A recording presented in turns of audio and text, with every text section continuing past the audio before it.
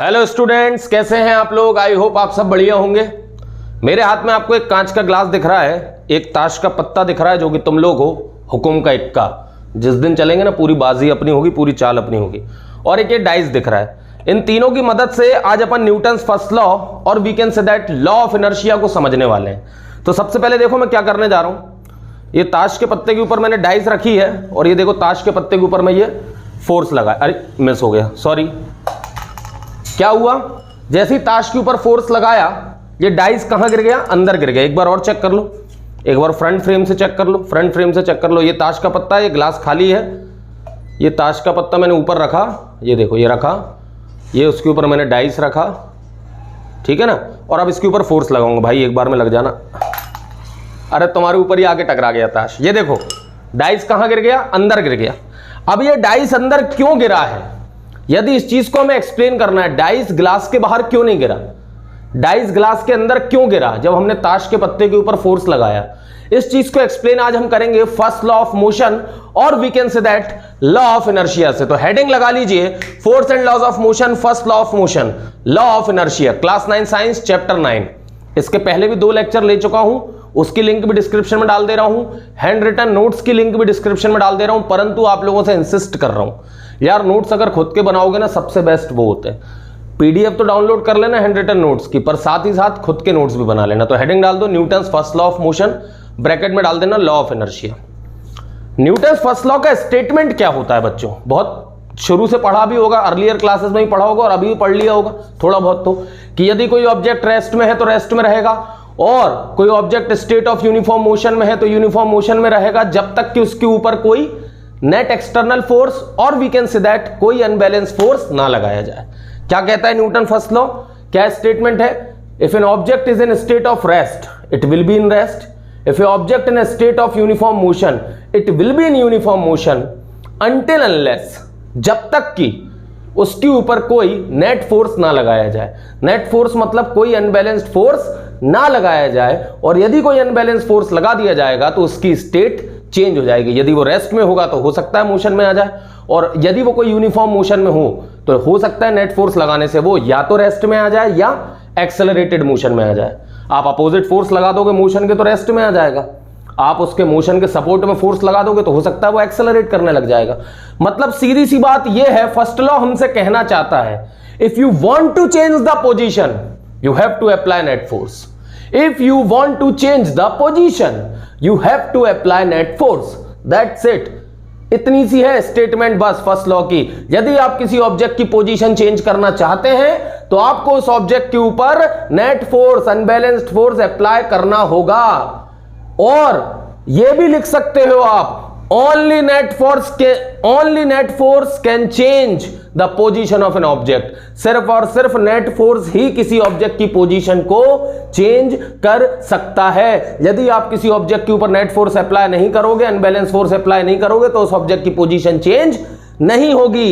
ये ताश के पत्ते वाले गेम में यही हुआ। मैं फिर से उठा के दिखाता हूं, ये डाइस है, ये डाइस है, ये ताश के पत्ते के ऊपर रखा। देखना मैं फोर्स है ना इस वाले कॉर्नर पे लगाऊंगा, ताश के पत्ते पे।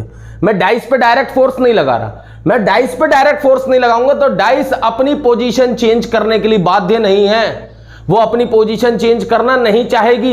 इसे हम इनर्शिया भी कहते हैं। इनर्शिया क्या होता है, the property of an object by virtue of which object does not want to change its position.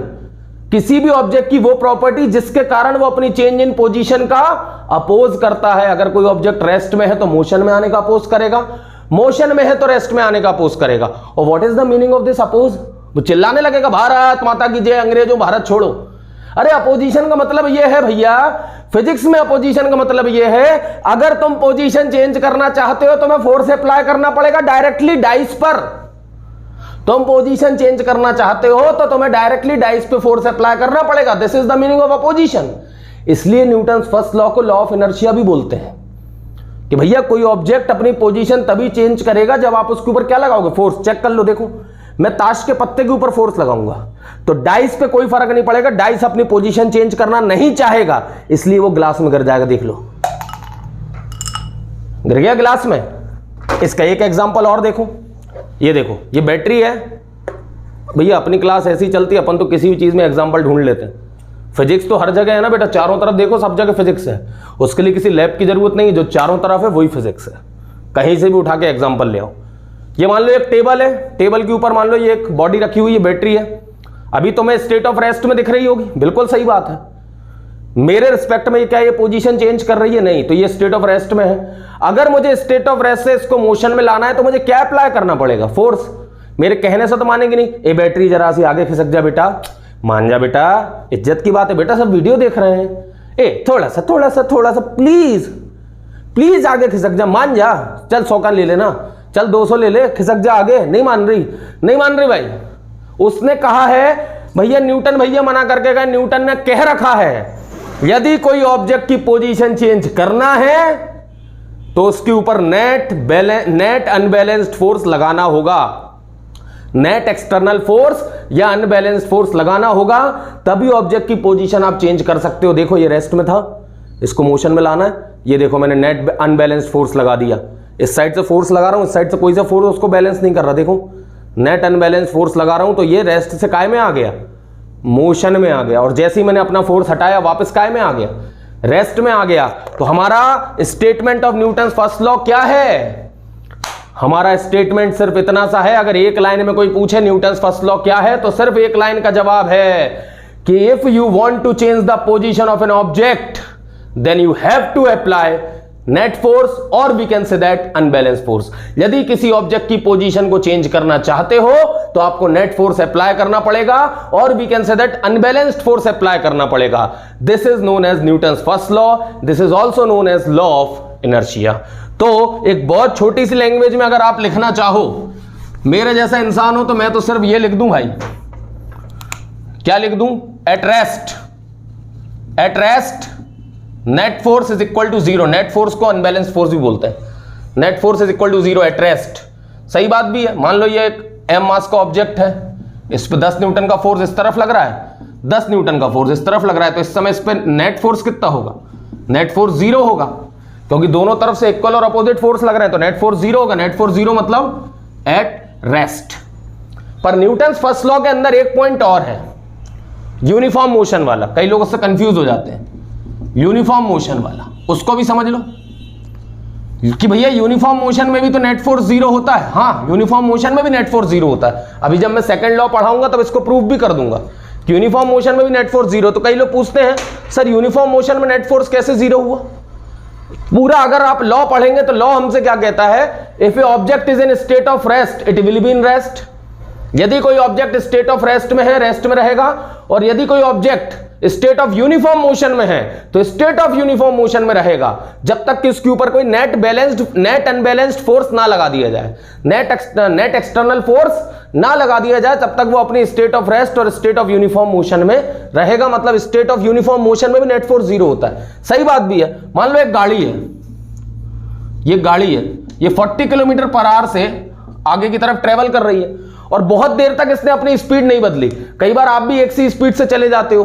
कई लोग कहते होंगे भैया एवरेज अच्छा मिलता है, गाड़ी का माइलेज अच्छा मिलता है, वैसे ही पेट्रोल का दाम इतना ऊंचा है, तो एक सी स्पीड पे गाड़ी चलानी चाहिए। क्या होता है ना, आइडल कंडीशन अगर एज्यूम करें, वैसे प्रैक्टिकल कंडीशन में थोड़ा बहुत चेंज आता है, पर आइडल कंडीशन में आप अगर ये मान के चलें 40 किलोमीटर पर आवर से आपकी स्पीड जरा सी घट या बढ़ नहीं रही, ये अपन एज्यूम करके चलो बिल्कुल 40 पे आपने स्टिक कर दी, लॉक कर दी, तो ये मान के चलना आपकी गाड़ी पे लगने वाला नेट फोर्स 0 है।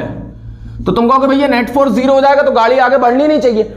भैया 2 प्रकार के फोर्स काम करते हैं। एक गाड़ी का इंजन होगा, गाड़ी के अंदर इंजन होगा जो आगे की तरफ धकेलने की कोशिश कर रहा है, मान लो F फोर्स लगा के। एक गाड़ी का इंजन होगा जो F फोर्स लगा के उसको आगे की ओर धकेलने की कोशिश कर रहा है, और एक गाड़ी के पहिए जो कि धरती मैया पे हैं। ये जो गाड़ी के पहिए हैं अपनी धरती के ऊपर है, अर्थ सरफेस पे है, यहां पे उनके ऊपर एक फ्रिक्शन फोर्स काम कर रहा होगा। Friction is the force which opposes the motion. Friction is the force which opposes the motion. ये आप सीनियर क्लासेस में पढ़ोगे कि ये फ्रिक्शन फोर्स है, ये धरती और अर्थ सरफेस और टायर के बीच में लग रहा होगा। ये भी मान लो इस समय पे कितना फोर्स है? F। इंजन ने फोर्स प्रोड्यूस किया F आगे की तरफ, फ्रिक्शन ने फोर्स प्रोड्यूस, फ्रिक्शन जो है धरती और सरफेस, टायर और सरफेस के बीच का फ्रिक्शन फोर्स है F, वो अपोज कर रहा है इस मोशन को। पर दोनों देखो बैलेंस्ड हैं, तो नेट फोर्स कितना है? नेट फोर्स जीरो है। नेट फोर्स जीरो होने का मतलब बॉडी इसी वेलोसिटी से लगातार आगे की ओर जाती रहेगी। This is called the state of uniform motion. This is called the state of uniform motion. और इस दौरान उसके ऊपर लगने वाला नेट फोर्स क्या होता है? जीरो। अगर हम सारी कंडीशन को आइडियली एज्यूम करें तो, प्रैक्टिकली थोड़ा बहुत डिफरेंस आएगा, पर सारी कंडीशन को आइडियली एज्यूम करें तो ये होता है न्यूटन का फर्स्ट लॉ कि अगर कोई ऑब्जेक्ट स्टेट ऑफ रेस्ट में है तो स्टेट ऑफ रेस्ट में रहेगा, कोई object state of uniform motion में है तो स्टेट ऑफ यूनिफॉर्म मोशन में रहेगा, जब तक कि उसके ऊपर कोई net unbalanced net external force apply ना कर दिया जाए। तो in a single statement what is Newton first law?